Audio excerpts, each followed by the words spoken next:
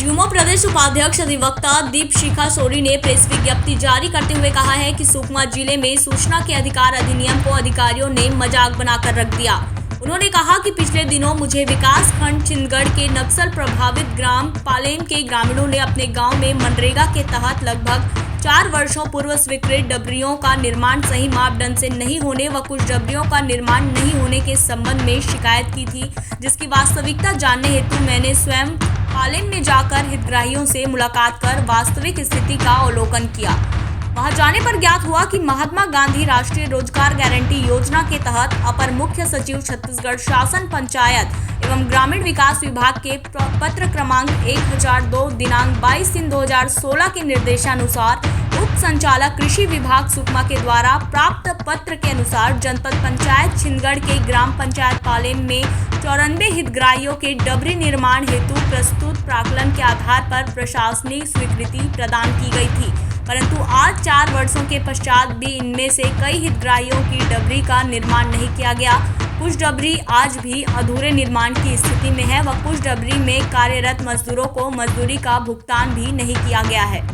तब शासन के द्वारा इस विषय पर अब तक क्या कार्यवाही की गई है, इस विषय पर जानकारी प्राप्त करने हेतु 13/1/2021 को जन सूचना अधिकारी कृषि विभाग सुकमा को सूचना के अधिकार के तहत पत्र लिखा गया, जिस पर नियम के तहत 30 दिनों के भीतर जानकारी मिलनी चाहिए थी, परंतु न ही यह जानकारी दी गई और न ही किसी प्रकार का पत्र प्राप्त हुआ।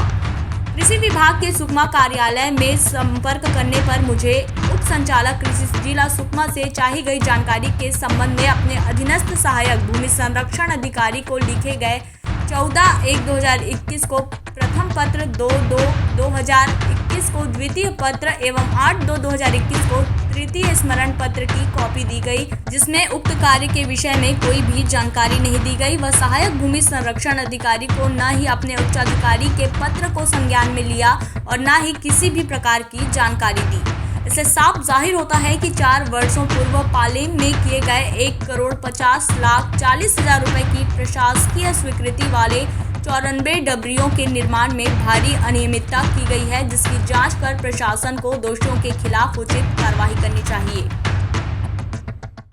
पालेम जाने पर यह पता चला कि 4 वर्ष पहले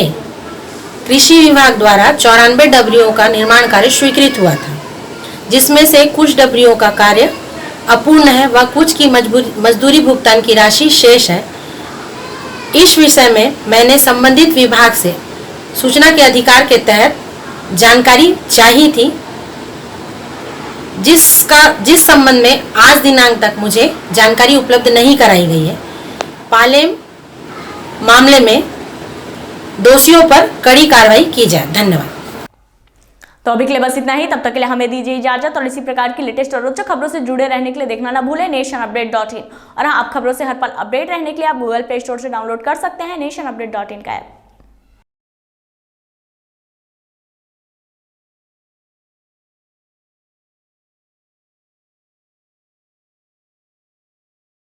For more updates, subscribe to our YouTube channel nationupdate.in।